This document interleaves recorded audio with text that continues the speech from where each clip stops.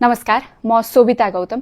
2082 साल चैत्र 13 गते मैले कानून न्याय तथा संसदीय मामिला मन्त्रालयको मन्त्रीको रूपमा जिम्मेवारी प्राप्त गरेको छु। यो मन्त्रालय विशेष गरी जनतासँग प्रत्यक्ष भन्दा पनि अप्रत्यक्ष ढङ्गले जोडिएको हुन्छ। जनतासँग प्रत्यक्ष जोडिएको विषयवस्तुलाई कानून निर्माण मार्फत सम्बोधन गर्ने हाम्रो प्रयत्न रहन्छ।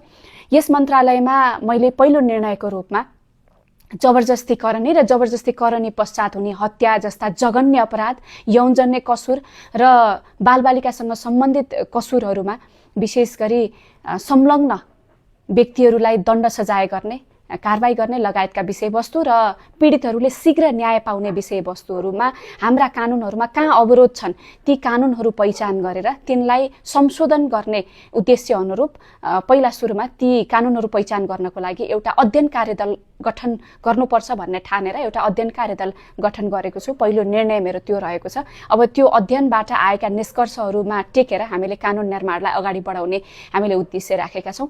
आशा छ कानुन निर्माण छिट्टै नै हुनेछ। संसदको अधिवेशन आह्वान भइसकेपछि हाम्रा सांसदहरूले पक्कै पनि यो कानुनलाई शीघ्र रूपमा पास गर्नुहुनेछ र यो कानुन आइसकेपछि नेपालमा यस्ता समस्याहरू समाधान हुनेछ भन्ने अपेक्षा गरौँ।